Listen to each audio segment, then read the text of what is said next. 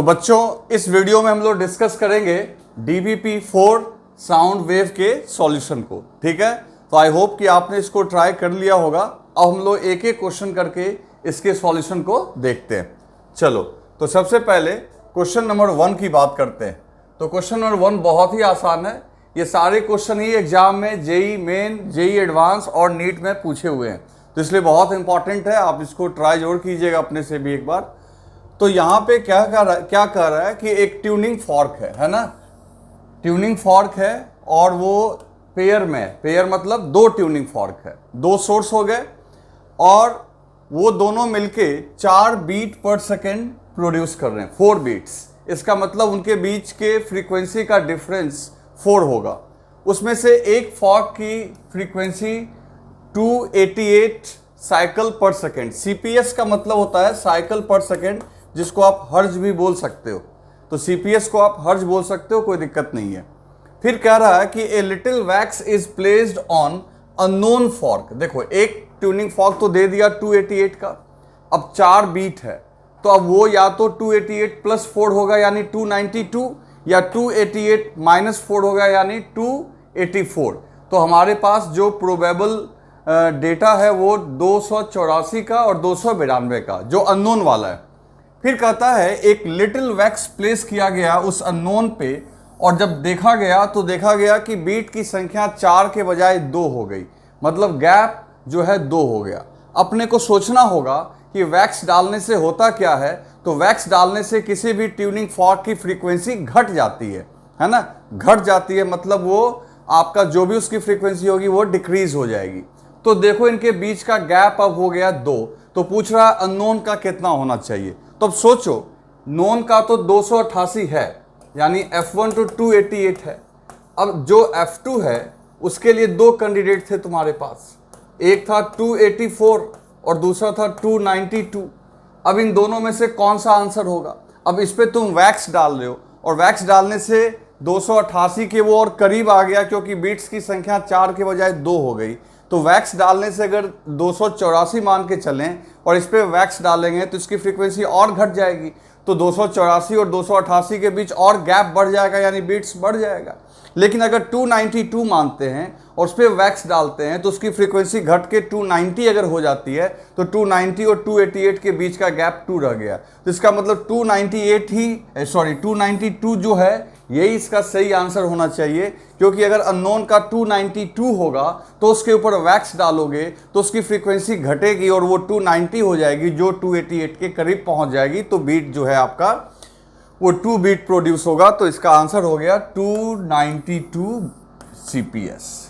Clear है? तो ऐसे दिमाग लगा के हम लोग सॉल्व कर सकते हैं। आई होप कि आपने सॉल्व कर लिया होगा। आगे चलें, ठीक है। अब बात करते हैं क्वेश्चन नंबर 2 की। अब देखो क्वेश्चन नंबर 2 में क्या बोल रहा है। यहाँ पे एक ट्यूनिंग फॉर्क है of non frequency 256 hertz. Tuning fork की फ्रीक्वेंसी दी गई है और ये 5 बीट बना रहा है पर second with vibrating string of piano. एक पियानो है, उसके स्ट्रिंग के साथ, ठीक है, ये बीट्स कर रहा है। मतलब कि पियानो की जो फ्रीक्वेंसी होगी और इसकी जो फ्रीक्वेंसी होगी, दोनों के बीच का डिफरेंस जो है वो 5 है। तो पियानो का हो सकता है 256 प्लस 5 हो या 256 माइनस 5 हो। देखते हैं आगे। फिर कह रहा है बीट फ्रीक्वेंसी घट के 2 हो जाती है पर second when the tension in the piano string is slightly increased. अब क्या होता है कि उस पियानो का जो टेंशन है वो स्लाइटली इंक्रीज किया गया। पहली बात, पियानो क्या है बच्चों, ये एक म्यूजिकल इंस्ट्रूमेंट है, और म्यूजिकल इंस्ट्रूमेंट में आपको मैंने बता रखा है कि वो चाहे आपका ऑर्गन पाइप हो या string fixed at both and हो, वहाँ पे स्टैंडिंग वेव होता है और उसमें हम लोग एक खास फंडामेंटल मोड और हार्मोनिक्स में वो वाइब्रेट करता है। उसके फ्रीक्वेंसी का फॉर्मूला अपने को पता है। तो वही कह रहा है कि उसके स्ट्रिंग की टेंशन को स्लाइटली बढ़ा दी गई। तो अब बताओ, the frequency of piano before increasing the tension was. देखो क्या दिमाग लगाएंगे। सबसे पहली बात कि यहाँ पे एक चीज क्लियर है कि जो आपका क्वेश्चन नंबर 2 है, ये ट्यूनिंग फॉर्क जो है, ट्यूनिंग फॉर्क TFT मैंने लिख दिया उसके लिए, ट्यूनिंग फॉर्क की फ्रीक्वेंसी 256 है ना, 256। और जहाँ तक पियानो की फ्रीक्वेंसी जो है, तो पियानो की फ्रीक्वेंसी जो होती है बच्चों वो आपका string fixed at both and होता है। तो उसके केस में आप जानते हो जो आपका जो फॉर्मूला होगा वो फॉर्मूला फ्रीक्वेंसी का जो होगा NV अपॉन 2L, और जहाँ पे ये हो जाएगा N/2L और V को लिख सकते हैं √T/μ। याद है ना, string fixed at both and. तो इसका मतलब अपने को ये पता चल रहा है कि पियानो की frequency is directly proportional to √T, यानी T के बढ़ाने से, टेंशन के बढ़ाने से पियानो की फ्रीक्वेंसी बढ़ेगी। अब सीधी सी बात है, यहाँ वैक्सिंग के बजाय ये टेंशन के फॉर्म में आपको दे दिया है। अब आ जाओ वापस, पहले तो अपने दिमाग में ये बात आ गई कि टेंशन के, यहाँ से यही चीज बस कैरी करना था कि टेंशन के बढ़ने से पियानो की फ्रीक्वेंसी बढ़ेगी।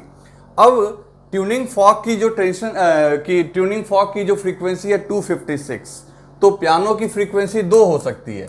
आइदर ये हो सकती है 261, इसमें 5 ऐड करो क्योंकि बीट इनिशियली 5 है, या फिर इसमें से 5 सब्ट्रैक्ट करो 251, है ना, या तो 251 या 261। सवाल ये है कि क्वेश्चन में लिखा हुआ है कि जब टेंशन को बढ़ाया गया तो बीट की फ्रीक्वेंसी घट गई, है ना। देखो लिखा हुआ है 2 बीट प्रोड्यूस होने लगा, कब, जब टेंशन को बढ़ा दिया गया। तो टेंशन को बढ़ाने का मतलब है कि पियानो की फ्रीक्वेंसी बढ़ गई। तो अगर तुम 261 मान के चलोगे तो इसकी फ्रीक्वेंसी और बढ़ जाएगी, तो ये 261 से तो 256 से तो और भी दूर चला जाएगा। जबकि अपने को कह रहा है कि इनिशियल बीट फ्रीक्वेंसी है 5 और फाइनल बीट फ्रीक्वेंसी जो है, फाइनल बीट फ्रीक्वेंसी वो है 2। तो इसका मतलब है इन दोनों के बीच का गैप घटना चाहिए। तो गैप घटना चाहिए, इसका मतलब है पियानो की फ्रीक्वेंसी निश्चित तौर पे बच्चों 251 रहा होगा। 251 रहने से क्या होगा, यानी इसमें से 5 कम, क्योंकि उस केस में अगर टेंशन बढ़ाओगे और पियानो की फ्रीक्वेंसी बढ़ेगी यानी 251 और बढ़ेगा तो वो 256 के क्लोज आएगा, तो बीट की संख्या घट जाएगी। तो इसलिए यहाँ पे जो कह रहा है कि टेंशन बढ़ाने से पहले पियानो की क्या फ्रीक्वेंसी थी, मतलब टेंशन बढ़ाने से पहले यानी इनिशियल, तो 251 होगी, दैट इज 256 माइनस 5 हर्ट्ज। ये आपका राइट आंसर आएगा, क्योंकि टेंशन बढ़ाने से बीट बढ़ने के बजाय बीट घट रहा है, यानी गैप घट रहा है, और ये तभी संभव है जब हम लोग 251 लेंगे, जैसा कि हमारा यहाँ ऑप्शन नंबर 3 में दिया हुआ है। ठीक है, तो इसका ये आंसर होगा, इसको राइट डाउन कर लो। कर लिया आपने, चलो आगे देखते हैं। अब बच्चों बात करते हैं हम लोग क्वेश्चन नंबर 3 की। क्वेश्चन नंबर 3 में देखो बहुत बढ़िया क्वेश्चन है, ये भी देखते हैं हम लोग। ये डॉपलर्स इफेक्ट पे है, ठीक है, जेईई एडवांस का पूछा हुआ क्वेश्चन है। लिखा हुआ है train moves towards a stationary observer. Train हो गया सोर्स और ऑब्जर्वर हो गया रेस्ट में है, विथ स्पीड ऑफ 34 मीटर पर सेकेंड। ट्रेन की रफ्तार है 34 मीटर पर second. The train sounds A whistle and it's frequency registered by the observer is F1। Train ने अपना एक हॉर्न दिया तो उस ऑब्जर्वर ने, ट्रेन ऑब्जर्वर की तरफ जा रहा है, ठीक है, और फ्रीक्वेंसी उसकी क्या आ गई, F1। If the train speed is reduce to 17 metre पर second, the frequency registered is F2। अगर मान लो वही ट्रेन 34 के बजाय 17 से जा रहा होता तो उसकी रफ्तार जो है वो घट के, उसकी जो फ्रीक्वेंसी है वो हो गई F2। तो if the speed of sound is 340, तो आपको इसका रेशियो पूछ रहा है। बच्चों बहुत सिंपल है, एकदम आराम से हम लोग कैलकुलेट कर सकते हैं। देखो कैसे करेंगे, इसको तो आपने लिख लिया होगा। अब बात कर रहे हैं हम लोग क्वेश्चन नंबर 3 की। तो क्वेश्चन नंबर 3 में देखो क्या करना है। ये आपका पहले सोर्स है, सोर्स माने ट्रेन, और ये सोर्स आपका मूव कर रहा है किसके तरफ, ऑब्जर्वर की तरफ। पहले ये V1 से जा रहा है और दूसरे केस में भी सोर्स है और ये जा रहा है अब V2 से, ठीक है, और ये ऑब्जर्वर आपका रेस्ट में। तो आपको याद होगा डॉपलर्स इफेक्ट में फॉर्मूला कि आप इस केस में पहले देखो F1 इक्वल्स टू, ऊपर में हम लोग लिखते हैं सोर्स हमारा रेस्ट में, तो वेलोसिटी ऑफ वेव अपॉन, चूंकि इसके तरफ जा रहा है तो फ्रीक्वेंसी बढ़ाना है, फ्रीक्वेंसी बढ़ाना है मतलब डिनोमिनेटर को कम करना है, तो मतलब वेव की वेलोसिटी में सोर्स की वेलोसिटी को घटाओगे, तो यहाँ घटाओगे V1। इस केस में भी वही हो रहा है, उसके तरफ ही जा रहा है, तो इस केस में F2, अच्छा पूरे को मल्टीप्लाई करना है एक्चुअल फ्रीक्वेंसी से, याद है फॉर्मूला। इस केस में भी हम लोग वही करेंगे, velocity of wave divided by velocity of wave minus source की velocity into frequency, actual frequency, है ना। अब क्या कर रहा है अपने को बोल रहा है बच्चों F1 और F2 का रेशियो, तो F1 अपॉन F2 करोगे, F1 अपॉन F2 करोगे तो देखो कितना आसानी से आ जाएगा। अब ये तो कैंसिल हो जाएगा, मतलब F0 कैंसिल हो जाएगा, ये न्यूमरेटर भी दोनों का सेम है, इसका डिनोमिनेटर न्यूमरेटर में चला जाएगा, तो ये हो जाएगा VW upon V2 upon VW minus V1, ठीक है। अब देखो ये कितना है 340 माइनस V2 कितना है 17, और ये है आपका 340 माइनस 34। क्लियर। अब इसको सॉल्व करना बहुत मुश्किल नहीं है बच्चों, ऊपर में आप 17 कॉमन ले लो, 17 कॉमन लोगे तो यहाँ क्या बचेगा 20 माइनस 1 इंटू 17। आ रही है बात समझ में। 17 को 20 से मल्टीप्लाई करने पे ही आता है। नीचे क्या करो, नीचे भी एक काम करो, 17 ही कॉमन लो, तो 17 कॉमन लोगे तो यहाँ आ जाएगा 20, और 17 इंटू 2 होता है 34, तो 20 माइनस 2 इंटू 17। आ रही है बात समझ में। ये कैंसिल हो गया, ये आपका आ गया 19 और नीचे में ये आ गया 18, तो बच्चों इसका आंसर हो जाएगा 19 अपॉन 18। तो इस तरीके से आपका बहुत मुश्किल नहीं था, आप आराम से कैलकुलेट कर सकते हो। अब यहाँ जल्दीबाजी में हो सकता है किसी का 18/19 है, तो ऐसे ये क्वेश्चन टफ नहीं है, ये आपका फॉर्मूला चेक करने का था और आप कितना अलर्ट हैं अपने आंसर को लेके। तो आंसर हो गया आपका इसका 4th, तो इसको राइट डाउन कर लो। कर लिया आपने, चलो आगे देखते हैं। अब बात करते हैं बच्चों क्वेश्चन नंबर 4 की। अब देखो ये बहुत जबरदस्त क्वेश्चन है, बहुत दिमाग लगाना है और आप बहुत आसानी से कंफ्यूज हो सकते हो। यहां पे देखो ट्रेन को लेके दिमाग में लगता है कि ट्रेन ही हॉर्न बजा रहा होगा, लेकिन यहां आप जरा ध्यान से देखो, a siren is placed on railway platform. सबसे पहला देखो, जेईई एडवांस का क्वेश्चन है ये, जो आपका सायरन है वो ट्रेन में नहीं लगा हुआ है, वो प्लेटफॉर्म पे लगा हुआ है, ठीक है। Is emitting A sound frequency of 5 kilo hertz, और वो साउंड जो वहां से रिलीज कर रही है 5 किलो हर्ज का। A passenger seating in moving train A records a frequency of 5.5 kilo hertz while the train approaches the siren, ठीक है। अब सोचो, जो प्लेटफॉर्म पे आपका सायरन रखा हुआ है और पैसेंजर कहां बैठा हुआ है, ट्रेन में, और ट्रेन आ रही है प्लेटफॉर्म की तरफ, तो यहां पे लोगों को कंफ्यूजन हो सकता है कि ट्रेन का विसिल नहीं है।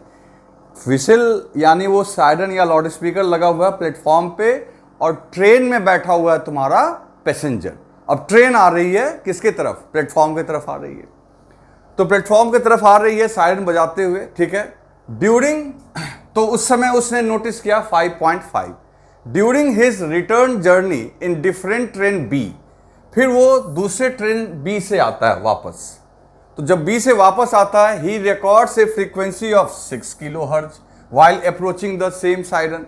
तो देखो इस बार दोनों बार वो पैसेंजर प्लेटफॉर्म की तरफ ही आ रहा है, ऐसे आया एक बार, फिर चला गया उधर से बी ट्रेन से आया, तो दोनों बार वो ऑब्जर्वर जो है सोर्स को ही अप्रोच कर रहा है, लेकिन दो अलग अलग ट्रेन में, एक बार ए ट्रेन के साथ, एक बार बी ट्रेन के साथ। एक्चुअल फ्रीक्वेंसी है 5 और दोनों बार चूंकि अप्रोच ही कर रहा है, लेकिन दोनों बार जो उसको फ्रीक्वेंसी फील हो रही है वो अलग अलग। ऐसा इसलिए हो रहा होगा क्योंकि दोनों ट्रेन की वेलोसिटी अलग अलग होगी। तो वही आपको पूछ रहा है कि the ratio of velocity of train B to that of train A is, तो बी और ए के ट्रेन के वेलोसिटी का रेशियो आपको बताना है। देखो बच्चों इसको कैसे सॉल्व करेंगे। क्वेश्चन नंबर 4 में सबसे पहली बात यहां पे यही सोचना था आपको, ये मान लो प्लेटफॉर्म है ना, ये प्लेटफॉर्म है, प्लेटफॉर्म पे एक सोर्स है, ये सायरन है, और यहां पे ट्रेन में पैसेंजर बैठा हुआ है, ट्रेन मूव करती हुई आ रही है, ये ए ट्रेन है and this is the passenger. अब ये मूव करता हुआ आ रहा है, वेलोसिटी मान लो ए, ये है आपका सोर्स, तो सोर्स की तरफ आ रहा है ऑब्जर्वर, तो फ्रीक्वेंसी नेचुरली ज्यादा सुनाई पड़ेगा। तो मान लेते हैं पहली frequency f1 is equal to, ठीक है, वेलोसिटी ऑफ वेव प्लस क्यों करोगे, क्योंकि अगर ऑब्जर्वर नजदीक आता है, पूरा फॉर्मूला को आपको याद करना होगा, अगर ऑब्जर्वर नज़दीक आ रहा है बच्चों तो फ्रीक्वेंसी ऑटोमेटिकली बढ़नी चाहिए। तो वेव की वेलोसिटी में आप ऑब्जर्वर की वेलोसिटी को ऐड करो डिवाइडेड बाय वेव की velocity into actual frequency. Clear? अब यहाँ पे आपको डेटा दिया हुआ है, ये आपका 5 किलो हर्ट्ज है एंड दिस इज 5.5। तो अभी हम लोग करेंगे। फिर इसी को जब वो इधर से रिटर्निंग जर्नी में अप्रोच करता है सेम साइडन को बी ट्रेन से, यही पैसेंजर, तो मान लो इधर से लौट रहा है वीवी स्पीड से, तो जो उसको फ्रीक्वेंसी सुनाई पड़ रही है F2 that is VW plus VB। इस बार भी अप्रोच ही कर रहा है इसको, ये तो इसलिए प्लस ही लिखोगे upon VW into F0। Clear? तो आपको यहां पे क्या पूछ क्या रहा है, तो VA और VB का रेशियो। तो बच्चों यहां पे देखो, इसको बहुत आराम से हम लोग, तो बच्चों आओ हम लोग इसको अब सॉल्व करते हैं। तो सबसे पहली बात है, जब ये ट्रेन ए पे था तो फ्रीक्वेंसी जो अपने को दी गई है, ठीक है ना, 5.5 है ना, दूसरी वाली जो दी गई है 6।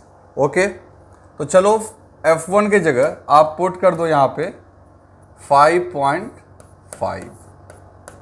ठीक है, साउंड की वेलोसिटी को v मान लो, ये दिया हुआ नहीं है, देख लेते हैं अभी। ये हो गया VA अपॉन दिस इज नीचे तो साउंड की वेलोसिटी v रखना है, रख दिए हम लोग, और यहाँ फ्रीक्वेंसी क्या रख दिया हमने 5। इस तरफ आ जाओ, इसके केस में ये 6 है और ये हो गया VW प्लस VW यानी साउंड की वेलोसिटी, तो उसको हमने v लिख लिया। अब उसमें ऐड हम लोग क्या कर देंगे VB डिवाइडेड बाई v, और फ्रीक्वेंसी की जगह हमने क्या कर दिया 5। आ रही है बात समझ में? अब एक काम करते हैं हमको रेशियो पता करना है ना, हम लोगों को देखो फाइंड आउट करना है B अपॉन A का रेशियो, यही तो फाइंड आउट करना है। देखते हैं क्या करना है फिर। अब यहाँ पे एक काम करते हैं, इक्वेशन 1 और 2 को, ठीक है, ये इक्वेशन 1 है, ये इक्वेशन 2, 1 और 2 को डिवाइड कर देते हैं। तो 1 और 2 को अगर डिवाइड करोगे तो देखो यहाँ 5.5 है, ठीक है, और ये है आपका 6, 5.5 अपॉन 6, बाकी ये 5 कैंसिल हो गया और इसके नीचे का VV कैंसिल हो गया।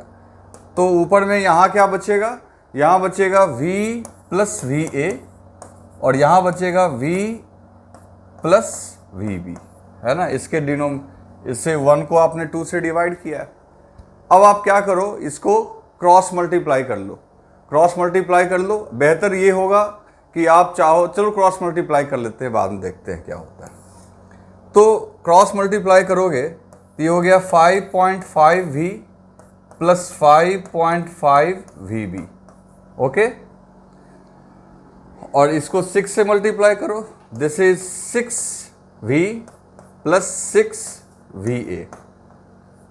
ओके, अब एक काम करो, 6VA को उधर भेज दो, अब 5.5V को इधर ले आओ, तो इधर हो गया 5.5VB और उधर से आया -6VA, और इधर 6V में से 5.5V को सब्ट्रैक्ट करोगे तो ये 0.5V निकल के आएगा, विच इज़ V/2। इसको हम लोग चाहें तो लिख सकते हैं V/2V। अब ये 2 को उधर भेज देंगे तो ये 11VV माइनस 12VA हो जाएगा। तो फाइनली देखो, इसको फटाफट लिखो, लिख लिया आपने। चलो आगे देखते हैं। तो हम लोग यहाँ से देखो 2 से इसको मल्टीप्लाई कर देंगे तो ये आ जाएगा 11VB minus 12VA equals to V। ये इक्वेशन निकल के आ गया, ये वेलोसिटी ऑफ साउंड निकल के आ गई। अब इसको लेके कहीं भी चलते हैं, मान लो नंबर 1 या नंबर 2 कहीं भी चलते हैं। तो ये नंबर 2 थोड़ा आसान लग रहा है, 6 लिखा हुआ है तो काम करना आसान रहेगा।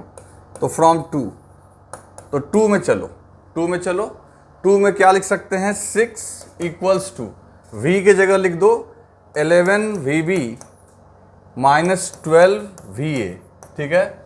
अब प्लस क्या है यहाँ पे, VB प्लस VB, समझ गया ना। V की जगह ये पूरा मैंने पुट कर दिया, नीचे भी पुट कर दो 11VB माइनस 12VA, ठीक है, और पूरे को 5 से भी मल्टीप्लाई करना होगा, जैसा कि देखो। अब इसको इधर भेज दो, इसको इधर भेज दो, तो ये हो जाएगा 66 VB माइनस 72 VA, और इधर देखो 11 VB प्लस VB 12 VB, और इस 12 VB तो हो जाएगा 12 VB माइनस 12 VA, और 5 से मल्टीप्लाई कर दोगे तो ये 60 VB माइनस 60 VA।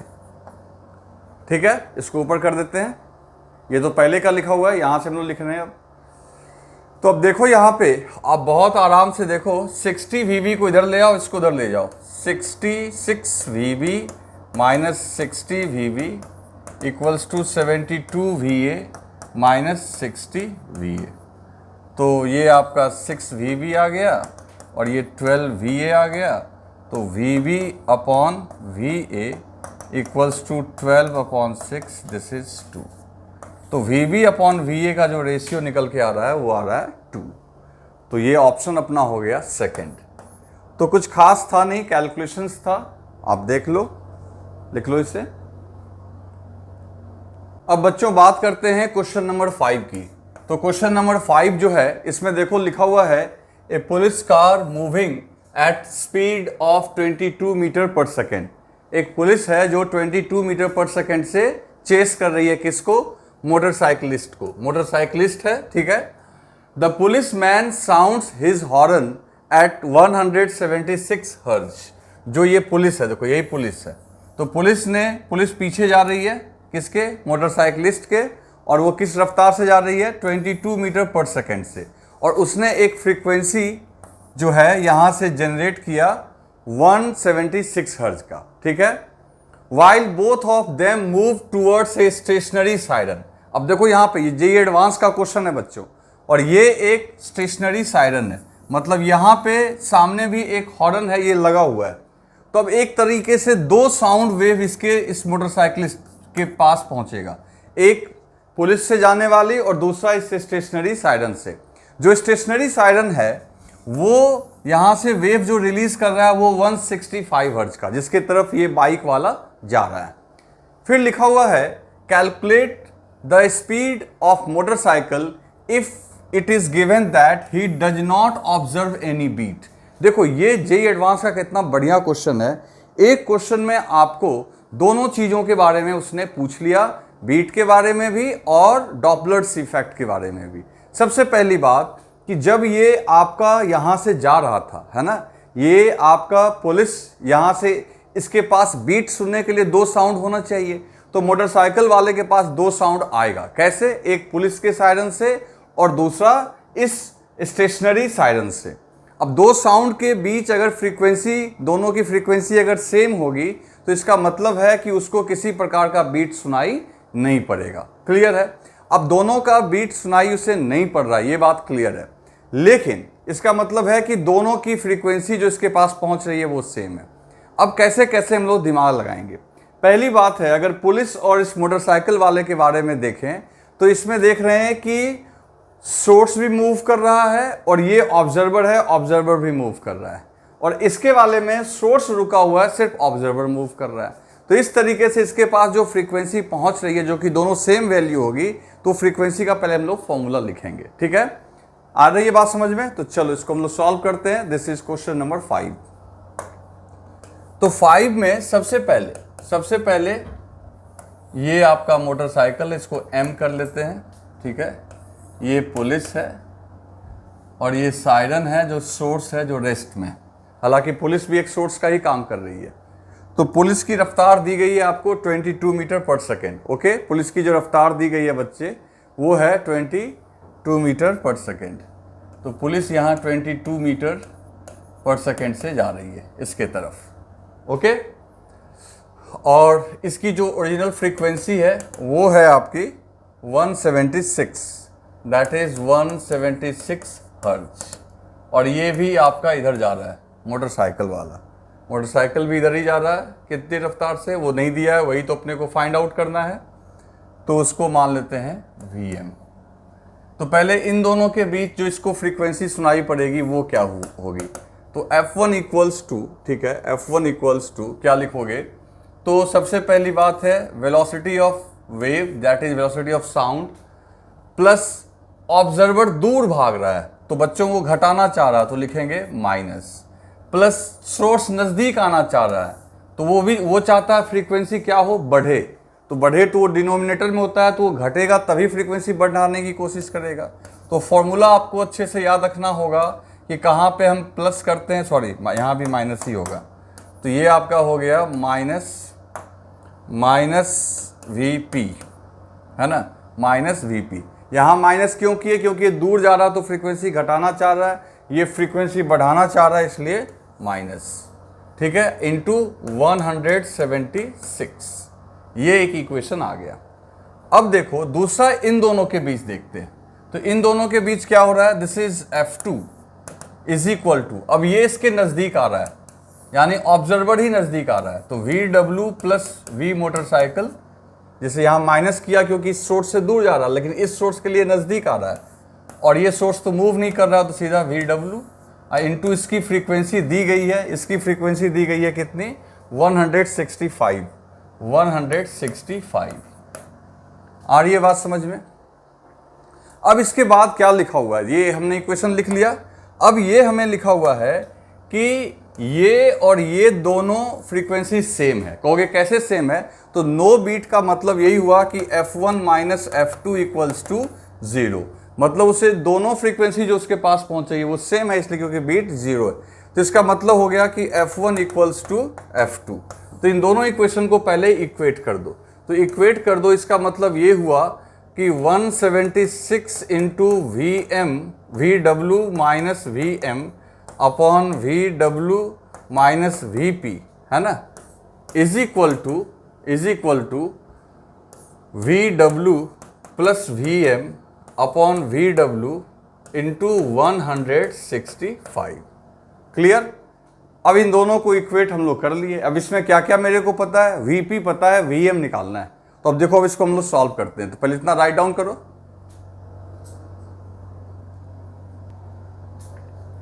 तो लिख लिया आपने।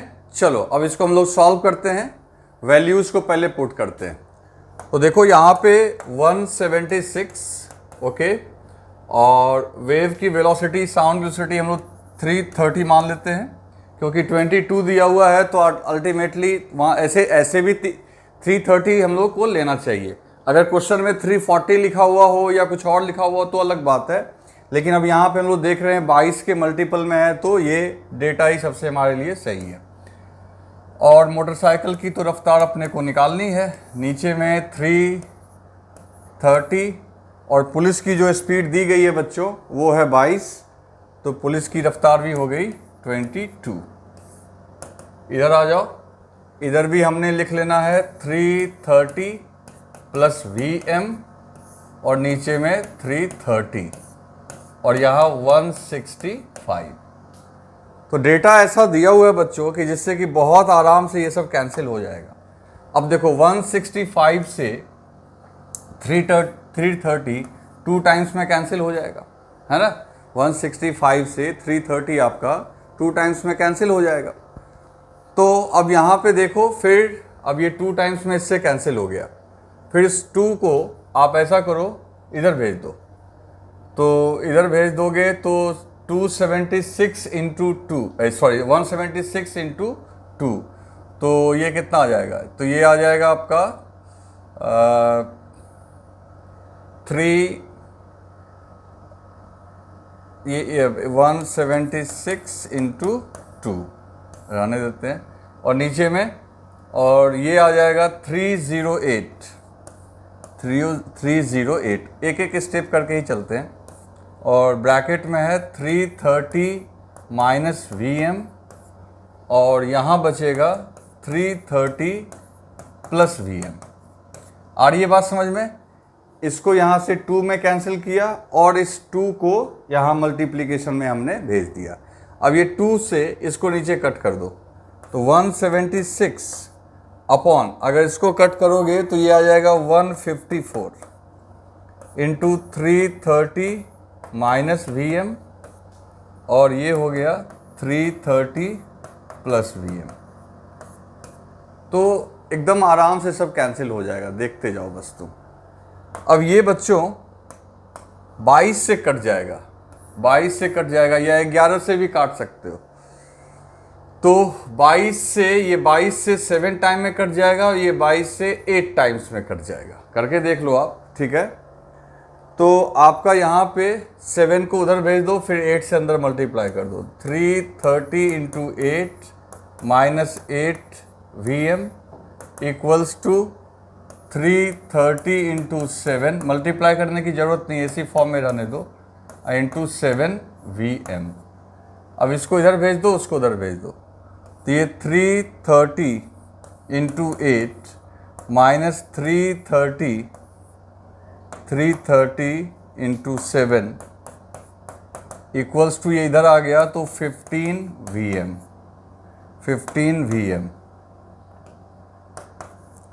अब इसमें से इसको सब्ट्रैक्ट करोगे तो ये सिंपल 330 आ जाएगा और ये हो जाएगा 15 VM। तो 15 से इसको डिवाइड करो तो VM आ जाएगा 330/15, और 15 से कट करोगे तो ये आ जाएगा 15 से कट करोगे तो ये आ जाएगा 22। क्लियर है? तो आप देख सकते हो डेटा बहुत मुश्किल नहीं दिया हुआ था, आराम से कैंसिल हो गया और 22 मीटर पर सेकेंड आ गया। तो ये आंसर आ गया सेकेंड, यानी मोटरसाइकिलिस्ट जो है वो भी 22 से ही जा रहा होगा। तो इसको राइट डाउन कर लो।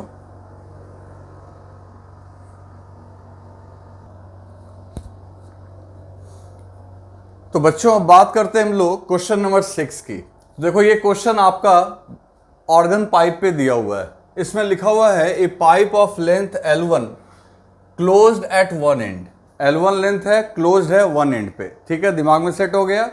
इसमें string fixed at one end वाला फॉर्मूला लगाना है अपने को। सिर्फ यहाँ पे ऑड हार्मोनिक्स होंगे, इवन वाले नहीं होंगे। इसमें जो गैस है उसकी डेंसिटी दी गई है ρ1। सेकेंड पाइप जो है वो दोनों एंड पे ओपन है, ठीक है, और उसमें जो गैस की डेंसिटी है वो है ρ2। द कंप्रेसिबिलिटी ऑफ, अब देखो इसका मतलब होता है बच्चों बल्क मॉडुलस, है ना, जो हमने पढ़ा था। तो इसका मतलब बल्क मॉडुलस, वो दोनों गैस के लिए बल्क मॉडुलस इक्वल है। तो calculate the length of second pipe if the frequency of first overtone in both case is equal. अब देखो यहां से क्या बढ़िया चीज इसने पूछ लिया। इसने पूछा कि फर्स्ट ओवरटोन अगर दोनों में सेम है तो दोनों में सेकेंड वाले की लेंथ बताओ।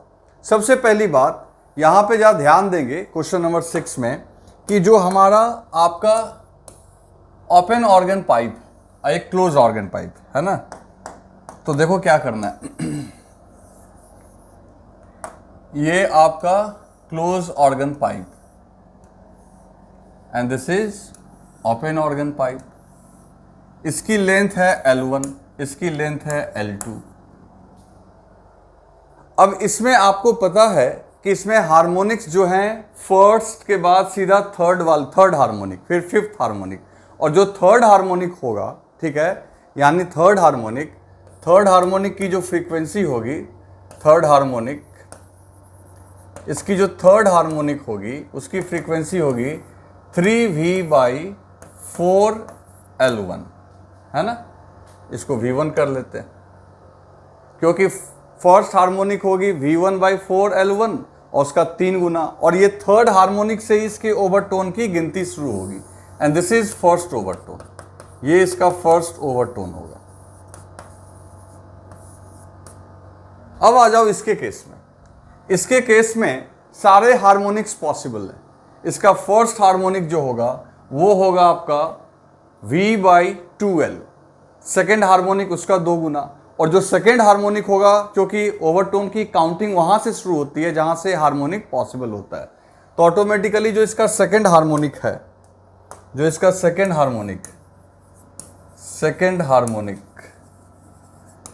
हार्मोनिक इसका हो जाएगा V2, यानी इसमें मान लेते हैं वेव की वेलोसिटी V2 है क्योंकि डेंसिटी अलग अलग दिया हुआ है, अपॉन लेंथ इसकी मान लेते हैं L2, है ना।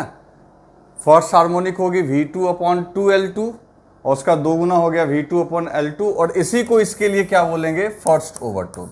इसके केस में यही फर्स्ट ओवरटोन कहलाएगा। अब फर्स्ट ओवरटोन की फ्रीक्वेंसी दोनों केस में सेम है, इसका मतलब this must be equal to this. इन दोनों को इक्वेट कर दो as given in question, as given. इसका फर्स्ट ओवरटोन और उसका फर्स्ट ओवरटोन की वैल्यू सेम, यानी 3v1 upon 4l1 equals to v2 upon l2।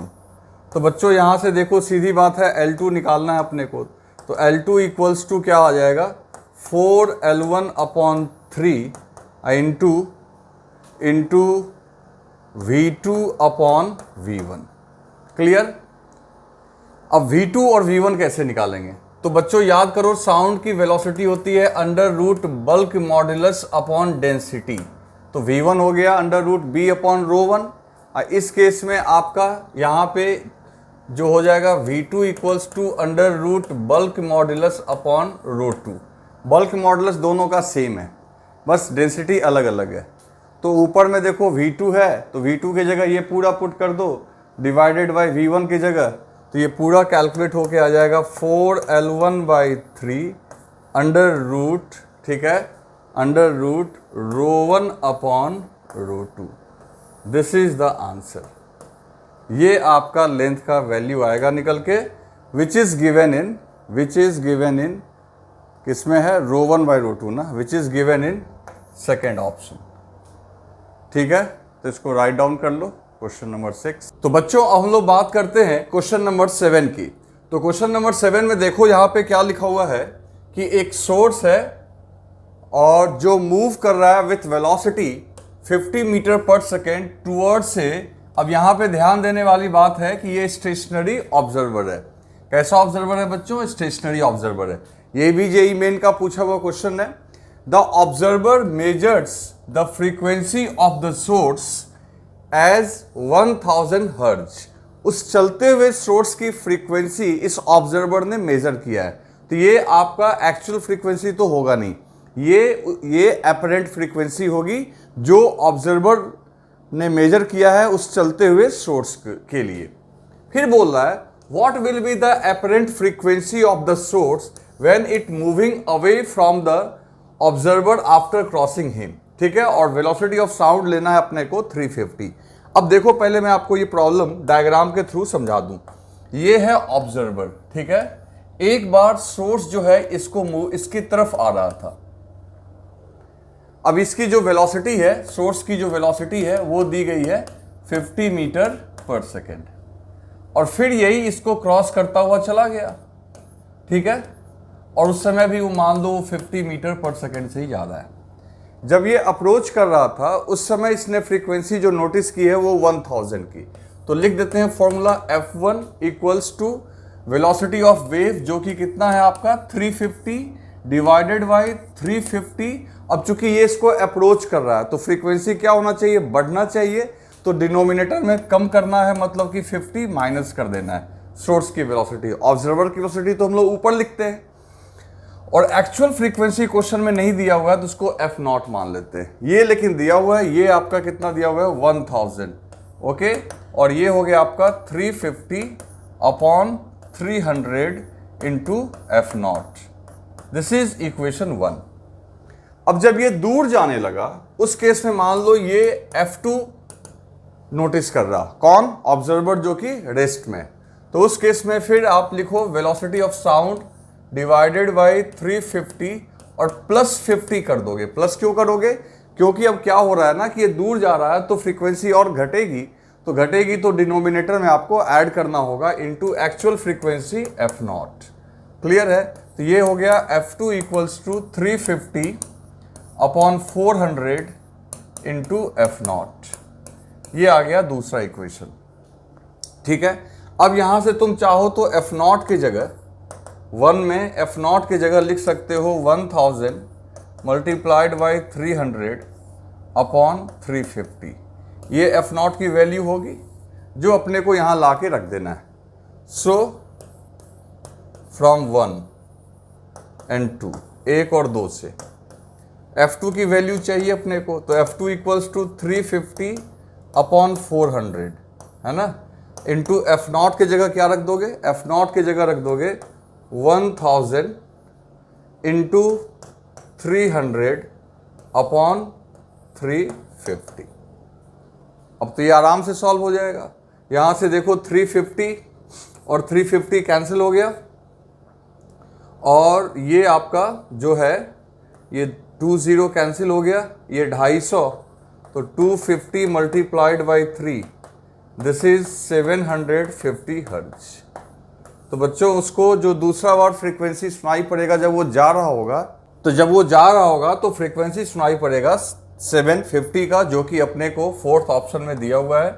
तो ये आपका आंसर आ गया। सिंपल फॉर्मूला पुटिंग है। तो आप देख रहे हो एक खास पैटर्न का क्वेश्चन ही एग्जाम में आता है, और आप एकदम आराम से सॉल्व कर सकते हो अगर आप इक्वेशंस को याद रखो तो। लिख लिया आपने? चलो अब नेक्स्ट देखते हैं। 7 के बाद 8th में देखो यहां पे क्या लिखा हुआ है। 8th में है कि 2 sources of sound S1 and S2, 2 source है S1 और S2, produce sound wave of same frequency 660 hertz, है ना, 660 हर्ट्ज की फ्रीक्वेंसी दोनों ही ने प्रोड्यूस किया है। उसके बाद एक लिसनर है, लिसनर मतलब सुनने वाला, observer, is moving from source S1 towards S2।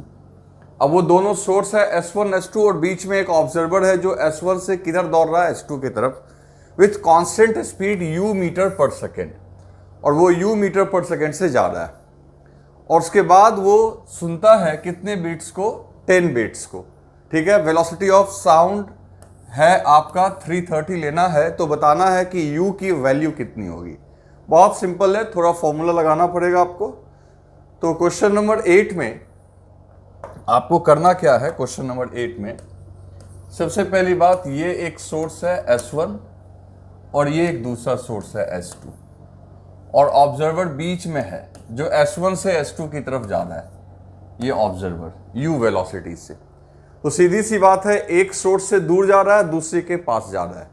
तो इस सोर्स के लिए जो फ्रीक्वेंसी नोटिस करेगा, तो F1 इक्वल्स टू, ऑब्जर्वर दूर जा रहा है मतलब फ्रीक्वेंसी घटेगी, तो ऑब्जर्वर की वेलोसिटी तो न्यूमरेटर में हम लोग लिखते हैं बच्चों, तो साउंड की वेलोसिटी कितनी लेनी है, 330। तो क्या करोगे, 330 माइनस करोगे, है ना, u क्योंकि दूर जा रहा है, अपॉन 330 इंटू एक्चुअल फ्रीक्वेंसी जो होगी F0 100, जो कि क्वेश्चन में 600 दी गई है। अब इसके पास जा रहा है बच्चों, इसके पास जा रहा है, तो इस सोर्स के पास जा रहा है, तो उसके लिए फ्रीक्वेंसी ज़्यादा होगा, एपरेंट जो सुन रहा होगा। तो उसके केस में हम लोग 330 प्लस u करेंगे, ठीक है, और डिवाइडेड बाई 330 इंटू F0। तो निश्चित तौर पे F2 बड़ा होगा F1 से। फिर कह रहा है कि इसके पास ये जो दोनों साउंड आ रहा है, ये वाली साउंड और इधर से ये वाली साउंड, तो बीट सुन रहा है। तो बीट जो सुन रहा है मतलब कि फ्रीक्वेंसी का डिफरेंस। तो डिफरेंस कहने का मतलब है F2 माइनस F1 जो दिया हुआ है, क्वेश्चन में दिया हुआ है, ये 10 हर्ट्ज दिया हुआ है। 10 बीट्स पर सेकेंड का मतलब 10 हर्ट्ज। तो अब आप क्या करोगे, सीधी सी बात है, F1 और F2 की वैल्यू पुट करो। तो देखो यहाँ पे क्या पुट करेंगे, इन दोनों में हम लोग F0 बाई 330 को कॉमन ले लेंगे।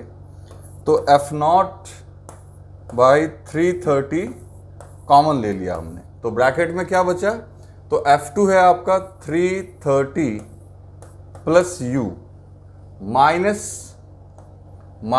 330 प्लस u हो जाएगा, क्योंकि इसमें से इसको सब्ट्रैक्ट कर रहे हो, तो इसके आगे जब माइनस आएगा, ठीक है, इसके आगे जब माइनस आएगा बच्चों, तो ये माइनस हो जाएगा और ये प्लस हो जाएगा, इज इक्वल टू 10।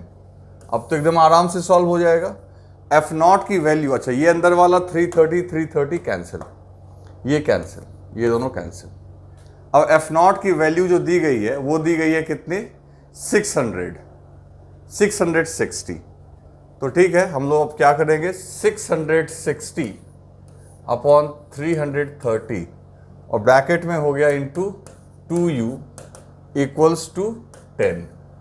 तो यहाँ से देखो ये 2 टाइम्स में कट जाएगा, तो 4u equals to 10, so u equals to 2.5 metre पर सेकेंड। इतना सिंपल था, लेकिन ये भी देखो लेटेस्ट जेईई मेन का ही पूछा हुआ है, तो क्वेश्चन टफ नहीं आते हैं, बस आपको ढंग से फॉर्मूला पता होना चाहिए, दैट इज सेकेंड। ठीक है, तो इसको राइट डाउन कर लो। कर लिया आपने? चलते हैं आगे। अब 8th के बाद हम लोग आगे बढ़ते हैं बच्चों 9th पे। अब 9th की बात करते हैं। तो यहां पे अपने को दिखाया गया है, जरा ध्यान से देखिएगा, the correct figure that shows the wave pattern produce by, ठीक है, एक 9 हर्ट्ज की फ्रीक्वेंसी है और दूसरा 11 हर्ट्ज। इन दोनों को मिक्स करके, ठीक है, आपको एक वेव का पैटर्न यहां पे डेवलप करना है। ठीक है, तो आप इस वेव के पैटर्न को डेवलप करोगे तो इसमें से आपको बताना कि ये कौन सा ग्राफ है। तो देखो, एक 9 है, दूसरा 11 है, तो बीट की फ्रीक्वेंसी कितनी हो गई? तो बीट की फ्रीक्वेंसी हो गई 2 हर्ट्ज, यानी 1 सेकेंड में 2 बार मैक्सिमा आना चाहिए। तो इन सभी ग्राफ में जिसमें 1 सेकेंड में 2 बार मैक्सिमा होगा, that will be the right answer. Okay, तो देखते हैं हम लोग डायग्राम में चेक करके। अब देखो बच्चों, यहां पे थोड़ा आपको दिमाग लगाना पड़ेगा। जैसे कि देखो, इन दोनों के फ्रीक्वेंसी का सब्ट्रैक्शन 2 हर्ट्ज आ रहा है, तो 2 हर्ट्ज का मतलब हो गया 2 बीट्स पर सेकेंड, यानी 2 मैक्सिमा पर सेकेंड। अब ये डायग्राम सब ऐसा है कि जिसमें आपको कैलकुलेट करना होगा कि 1 सेकेंड में 2 मैक्सिमा। तो डायग्राम जानबूझ के इस तरीके से कंफ्यूजिंग दिया गया है ताकि आप 1 सेकेंड, जैसे देखो यहाँ 0 सेकेंड है, ये 1 सेकेंड है, तो तुम्हें लगेगा कि ये 3 मैक्सिमा हो गया, तो तुम 3 बोल दोगे। नहीं, तुमको थोड़ा ध्यान लगाना पड़ेगा कि आधा साइकिल ये उधर का है। तो इस चीज को दूर करने के लिए काम करते हैं, मिनिमा टू मिनिमा चलते हैं, यहां से यहां। अब देखो, ये 1 मैक्सिमा हुआ, ये 2 मैक्सिमा हुआ, तो यहां से यहां तक का टाइम नोटिस करो कि कितना टाइम हुआ। अगर ये टोटल 1 सेकेंड का इंटरवल आया तब तो सही बात है, 1 सेकेंड में 2 मैक्सिमा हो गया। अब देखते हैं ये टाइम कितना होगा। तो खुद देखो बच्चों, ये 0 सेकेंड है, ये आपका 1 सेकेंड है। ठीक है, तो ऑटोमेटिकली ये आपका होगा 0.5, और ये 0.5 और 0 के बीच में 2 इंटरवल बांटोगे तो ये होगा 0.25। तो यहां पे सेकेंड होगा 0.25। ठीक इसी तरीके से ये यहां 1 सेकेंड हो चुका है, तो 0.25 और लगाओगे तो ये हो जाएगा 1.25। तो अब जरा गौर करना, 0.25 से 1.25 के बीच में 1 सेकेंड हुआ, और इस 1 सेकेंड में ये देखो आपका 2 मैक्सिमा आपको मिल रहा है। तो 2 मैक्सिमा मिल गया, मतलब कि ये 2 बीट कंसीडर हम लोग कर सकते हैं। आ रही है बात समझ में? तो इस तरीके से हम लोग कर सकते थे। अब इस केस में अगर देखें तो यहाँ पे एक ही मैक्सिमा है, क्योंकि देखो ये 1 और 0 के बीच में ये हो गया 0.5, और 1 और 2 के बीच में ये हो गया 1.5। 1.5 और 1 के बीच में सिर्फ एक मैक्सिमा है, तो ये नहीं हो पाएगा। ठीक है, इसका भी यही हाल है, 0 से 1 के बीच में 1 सेकेंड में एक मैक्सिमा, तो आंसर हो जाएगा 1। तो इस तरीके से आपको इसमें दिमाग लगाने को कहा गया था। ठीक है बच्चों, चलो आगे देखते हैं। अब देखते हैं क्वेश्चन नंबर 10। ठीक है, क्वेश्चन नंबर 10 देखते हैं, जरा ध्यान दो। क्वेश्चन नंबर 10 में क्या कर रहा है कि 5 बीट्स पर second are heard when a tuning fork is sounded with sonometer wire. Sonometer wire का मतलब string fixed at both end, ठीक है, जिसमें स्टैंडिंग वेव क्रिएट करते हैं। When the length of sonometer wire is either 0.95 or 1 meter, the frequency of tuning fork will be, देखो 5 second आपको सुनाई पड़ता है जब आप सोनोमीटर की वायर की लेंथ 0.95 रखो या 1 रखो, तो पूछता है फ्रीक्वेंसी बताओ ट्यूनिंग फॉर्क की कितनी होगी। ठीक है, देखते हैं इसको।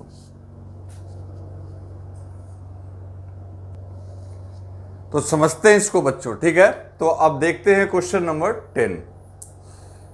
तो देखो, इसमें सबसे पहले एक चीज समझो कि एक ट्यूनिंग फॉर्क है। अब उसकी फ्रीक्वेंसी जो है, मान लेते हैं इस ट्यूनिंग फॉर्क की फ्रीक्वेंसी है f0। ठीक है, अब इसको सोनोमीटर वायर, जैसा कि हमने पढ़ा है, ये string fixed at both and होता है, जिसकी फ्रीक्वेंसी जो होती है आपको याद होगा एन वी बाई 2L, यानी लेंथ के इन्वर्सली प्रोपोर्शनल होता है ना। फ्रीक्वेंसी जो होती है वो लेंथ के इन्वर्सली प्रोपोर्शनल।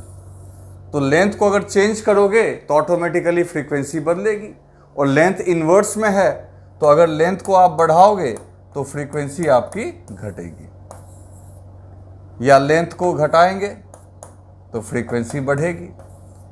तो यही यहाँ पे कह रहा है कि एक बार उसका लेंथ रखा 0.95 और एक बार रखा गया 1, यानी लेंथ को 0.95 से 1 कर दिया गया।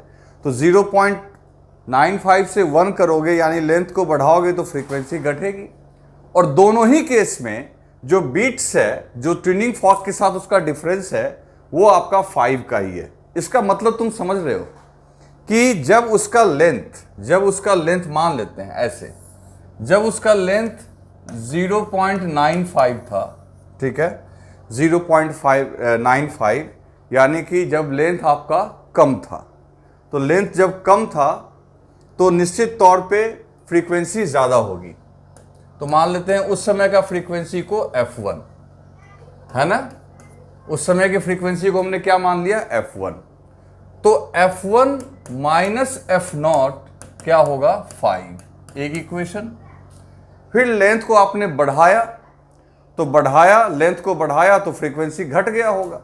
तो लेंथ को बढ़ा के आपने कितना कर दिया, 1 मीटर। तो उस केस में फ्रीक्वेंसी आ गई होगी F2।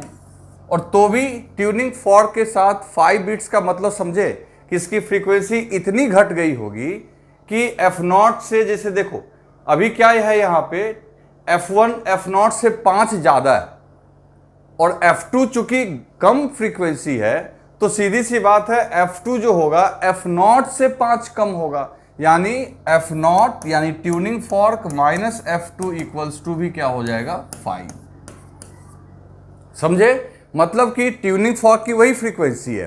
तो सोनोमीटर वायर की फ्रीक्वेंसी एक बार इससे 5 बीट ज़्यादा हो, 5 हर्ट्ज ज़्यादा होगी तो भी गैप 5 हर्ट्ज का हुआ, और दूसरी बार में 5 हर्ट्ज से इससे कम होगा तो भी बीट्स 5 हर्ट्ज का ही होगा। लेकिन आपस में इन दोनों का गैप इनिशियल और फाइनल का तो 10 हर्ट्ज का हो गया। मतलब एक बार 5 हर्ट्ज से ज़्यादा था तो 5 बीट्स, एक बार 5 हर्ट्ज से कम हुआ तो भी 5 बीट्स। लेकिन आपस में F1 और F2 का अगर डिफरेंस देखें तो वो तो 10 हर्ट्ज का हो जाएगा। तो इसका मतलब ये है कि यहाँ से हमें एक रिलेशन मिल गया कि F1 minus F2 is equal to 10 hertz. ये एक चीज़ मिल गया अपने को, क्लियर। और F1 कब की फ्रीक्वेंसी है, जब 0.9 है, और F2 कब की फ्रीक्वेंसी है, जब 1 मीटर है। अच्छा, यहाँ पे इस फॉर्मूला में तुम सिर्फ लेंथ चेंज कर रहे हो, N, V और 2 वो सब तो सब सेम ही रहेगा। तो सीधी सी बात है, अगर यहाँ पे हम F1 लिखें तो यहाँ L1 और F2 लिखें तो यहाँ L2, तो हम ऐसे लिख सकते हैं F1 upon F2 is equal to NV upon 2L1 upon NV upon 2L2। तो बाकी चीज़ें तो कट जाएंगी, NV 2 तो ये आ जाएगा L2 अपॉन L1। और L2 की वैल्यू कितनी है बच्चों, तो L2 की वैल्यू है 1, L2 की वैल्यू है 1 और इसकी है 9.95। तो इसको 95 कर लो और ऊपर में 100 कर लो। तो F1 और F2 का रेशियो कितना आ गया, 100/95, और F1 माइनस F2 कितना है, 10। अब इन सारे इक्वेशंस को देखो, मैं भी सॉल्व कर दूंगा, आंसर आ जाएगा। हमें ट्यूनिंग फॉर्क की फ्रीक्वेंसी निकालनी है, फटाफट इसको लिखो। लिख लिया आपने, चलो अब यहां से देखो, यहां से हम लोग एक काम करते हैं कि F2 की वैल्यू या F1 की वैल्यू, किसी की वैल्यू निकाल दो। तो F1 इक्वल्स टू हम लोग लिख सकते हैं 100/95 इंटू F2, ये लिख सकते हैं, और इसको यहां जाके पुट कर देंगे, that is F1 minus F2। तो F1 की जगह क्या लिख दोगे, 100 into upon 95, 195 minus F2 equals to 10 hertz. आ रही है बात समझ में। F1 की जगह हमने ये पूरा रख दिया, इसको मैं ऊपर कर दूं। चलो अब यहां से क्या करो, F2 कॉमन ले लो। तो F2 कॉमन ले लोगे तो ये आ जाएगा आपका 5/95, सॉरी 5/95 है ना। 100 - 95/95, तो 100 - 95 हो गया 5/95 = 10। ठीक है, अब ये आपका यहाँ से F2 निकल के आ गया आपका कितना 100 देखो ये 5 से 19 टाइम्स में कैंसिल हो जाएगा और 19 को उधर भेज दोगे 190 हर्ज। ये हो गया F2। और बच्चों F1 ऑटोमेटिकली हो जाएगा आपका 200। ठीक है, तो अब खुद सोचो कि आपका ट्यूनिंग फॉर्क की फ्रीक्वेंसी कितनी होगी। तो ट्यूनिंग फॉर्क की फ्रीक्वेंसी तो जैसा कि अभी कुछ देर पहले ही हमने लिखा था F1 - F0 = 5, तो 200 - 5 और F0 इधर भेज दो, तो ट्यूनिंग फॉर्क की फ्रीक्वेंसी 195 हर्ज। तो कितना बढ़िया है। तो 195 है, तो 190 के साथ करोगे तो भी 5 बीट और 200 के साथ करोगे तो भी 5 बीट। तो इस तरीके से दिमाग लगाना था और इसको सॉल्व करना था। आंसर जो है अपना 195 बीट्स निकल के आएगा। तो इसको राइट डाउन कर लो। अब बच्चों बात करते हैं हम लोग क्वेश्चन नंबर 11 की। इसमें देखो लिखा हुआ है कि एक म्यूजिशियन है जो कि एक open flute of length 50 centimetre, मतलब ये ओपन ऑर्गन पाइप एक तरीके से बजा रहा। ओपन ऑर्गन पाइप को ही बांसुरी बोलते हैं, जो कि second harmonic sound wave produce कर रहा है। ठीक है, हम लोग फ्रीक्वेंसी निकाल देंगे यहाँ से। फिर उसके सामने से एक आदमी जो कि ऑब्जर्वर का काम करेगा, वो म्यूजिशियन की तरफ दौड़ता हुआ आ रहा है और उसकी स्पीड जो दी गई है 10 km/h। तो कहता है वेव की स्पीड अगर मान लो 330 है, तो जो वो फ्रीक्वेंसी सुनेगा वो इसमें से कौन सी होगी। तो पहले तो आपको इसका फॉर्मूला याद रखना होगा, that is open organ pipe का। तो देखो ये भी आपका जेईई मेन का पूछा हुआ क्वेश्चन है। तो हम लोग बात कर रहे हैं अब क्वेश्चन नंबर 11 की। तो क्वेश्चन नंबर 11 में सबसे पहले फॉर्मूला जो है ओपन ऑर्गन पाइप का मतलब string fixed at both and, वही फॉर्मूला लगा देना है। That is frequency = NV/2L। अब यहाँ पे सेकेंड हार्मोनिक की बात की जा रही है, तो n की जगह 2 रख दो, है ना। ये फंडामेंटल V/2L होता है, उसका डबल कर देंगे तो 2/2। वेलोसिटी 330 है और लेंथ जो दी गई है 50 सेंटीमीटर, यानी कि 0.5 मीटर में कन्वर्ट कर लिया हमने। 2 कैंसिल हो गया तो ये ऊपर चला गया, इसको 1/2 लिख सकते हैं, तो ये हो गया 660 हर्ज। ये एक्चुअल फ्रीक्वेंसी हो गई सोर्स की। ठीक है, अब वो दौड़ता हुआ आ रहा है इस बांसुरी बजाने वाले के तरफ, तो अब डॉपलर इफेक्ट भी लगाना पड़ेगा। तो डॉपलर इफेक्ट के हिसाब से देखो ऑब्जर्वर ही दौड़ता हुआ आ रहा है, तो 330 प्लस ऑब्जर्वर की स्पीड, क्योंकि फ्रीक्वेंसी थोड़ी ज़्यादा सुनाई पड़ेगी, उसके तरफ आ रहा है, तो ये न्यूमरेटर में होता है इसलिए यहाँ ऐड करेंगे और उसकी तरफ आ रहा है अपॉन 330 इंटू एक्चुअल फ्रीक्वेंसी। अब ऑब्जर्वर की स्पीड को मीटर/सेकेंड में कन्वर्ट कर लेते हैं। वो दिया गया है 10 km/h, तो मीटर/सेकेंड में कन्वर्ट करने के लिए बच्चों इसको 5/18 से मल्टीप्लाई करेंगे। तो 5/18 से मल्टीप्लाई करेंगे तो ये 50/18 होगा, जिसको हम लोग 25/9 मीटर/सेकेंड लिख सकते हैं। ठीक है, जो करीब करीब आपका 2 पॉइंट समथिंग होगा। अब देखो यहाँ पे 330 प्लस 25/9 अपॉन 330 इंटू 660। अब तुम खुद सोचो, ये आपका करीब करीब, अब देखो इसको कैलकुलेट भी कर सकते हैं, लेकिन जो चॉइस दिया हुआ है उसके हिसाब से इसको कैलकुलेट करने की ज़रूरत ही नहीं है, क्योंकि निश्चित तौर पे ये मोर देन 660 तो होगा ही होगा, है ना। थोड़ा सा, क्योंकि ये मोर देन 1 आएगा, तो मोर देन 1 से मल्टीप्लाई करोगे तो 660 से ज़्यादा तो आएगा ही आएगा। तो इसमें से ये दोनों तो कैंसिल ही हो गया, ये दोनों तो लेस है। अब बाकी बची बात नंबर 3 और 2 की, तो ये 753 ये 660 से बहुत ज़्यादा है। तो आप देख सकते हो ना, यहाँ पे आपका जो 330 में बहुत छोटा सा क्वांटिटी ऐड कर रहे हो, तो ये आपका बहुत एक से थोड़ा ही ज़्यादा होगा, है ना। तो इसका मतलब है कि 660 से थोड़ा ही ज़्यादा होगा। और जो तुम देख सकते हो कि एक ऑप्शन है 666, अदरवाइज आप इसको सॉल्व भी कर सकते हो, लेकिन आप चालाकी करोगे ऑप्शन को देख के तो बिना सॉल्व किए हुए भी आंसर लिख सकते हो, क्योंकि ये कोई बहुत बड़ी क्वांटिटी यहाँ ऐड नहीं हो रही है जिससे कि ये बहुत ज़्यादा 1 से हो जाए, ठीक है। तो ये हो जाएगा आपका 666 हर्ट्ज। इसको राइट डाउन कर लो। कर लिया आपने? चलो अब हम लोग देखते हैं बच्चों क्वेश्चन नंबर 12। क्वेश्चन नंबर 12 में देखें क्या लिखा हुआ है। तो क्वेश्चन नंबर 12 में कहता है एक ट्रेन है जो कि मूव कर रहा है एक स्टेशनरी ऑब्जर्वर की तरफ 34 मीटर पर सेकेंड से, और उसने एक विसल यानी उसमें हॉर्न है वो बजाया।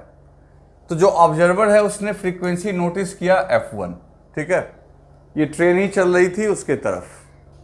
फिर अगर मान लो वो ट्रेन अपनी स्पीड को रिड्यूस करके आधी कर ले 34 से 17, तो उसने फ्रीक्वेंसी ऑब्जर्व किया F2। तो साउंड की स्पीड यहाँ 340 मीटर पर सेकेंड लेना है, तो इसका रेशियो फाइंड आउट करना है, पहले जो रजिस्टर किया और बाद में रजिस्टर किया। बहुत सिंपल है, सिंपल कैलकुलेशन है। चूंकि जेईई मेन में पूछा हुआ है लेटेस्ट, इसलिए मैंने डाल दिया है। चलो देखते हैं, ये तो आपने लिख लिया है। तो क्वेश्चन नंबर 12 देखते हैं।